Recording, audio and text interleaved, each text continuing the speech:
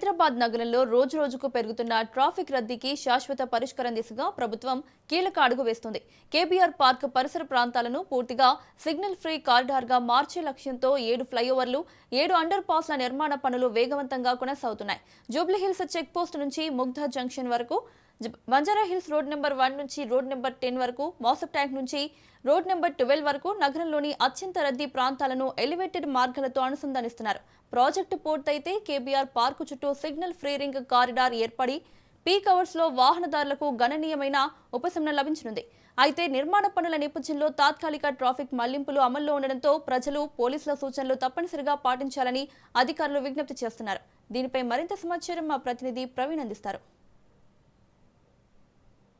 హైదరాబాద్ వ్యాప్తంగా పెరుగుతున్న ట్రాఫిక్ రద్దీని అనుగుణంగా మొత్తంగా కూడా నివారించే క్రమం లోపల ఆ కేబీఆర్ పార్క్ చుట్టూగా మొత్తంగా 7 ఫ్లైఓవర్లు, 7 అండర్ పాసింగ్ మొత్తంగా కూడా నిర్మించడానికి నిన్ననే ఆ యొక్క వర్క్ శ్రీకారం చుట్టారు. ఈ రోజు నుండి ఈ యొక్క వర్క్ స్టార్ట్ కాబోతుంది. మొత్తంగా చూసుకోవచ్చు, ఆ మిషనరీస్తో పాటు మొత్తంగా ఇక్కడ ఉన్నటువంటి అందరూ కూడా సిద్ధంగా ఉన్నారు. ఈరోజు ఆ పనులకు శ్రీకారం చుట్టారు. రోజు రాత్రి సమయంలో, ఎందుకంటే రద్దీగా ఉంటుంది కాబట్టి ఎవరికి ఇబ్బంది లేకుండా రాత్రి సమయంలో అన్ని కూడా పనిముట్లతో సహా అయితే సిద్ధంగా అయ్యారు.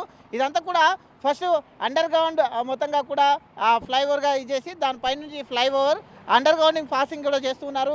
అయితే చూసుకోవచ్చు ఎప్పటి నుంచి స్టార్ట్ అవుతుంది వర్క్ అన్న? రాత్రి నుంచి, రోజు రాత్రి వరకు నుంచి. ఎన్ని రోజులు పట్టవచ్చు సుమారుగా? 2 సంవత్సరాలు పడుతుంది. ఎట్లా ఎన్ని అండర్ గ్రౌండ్స్ ఉంటాయి, ఎన్ని ఫ్లైఓవర్? అంటే మొత్తం మనకు 7, 14 ఉంటాయి ఇక్కడ ఫ్లైఓవర్. మళ్ళీ ఇంకా కూడా పోతే పంజాగుట్ట, ఈ మన చెక్ పోస్ట్ ఇవన్నీ ఉంటాయి అక్కడ. అంతా మొత్తం మీరే? ఇదంతా మేమే వర్క్ కాంట్రాక్ట్ తీసుకున్నాం.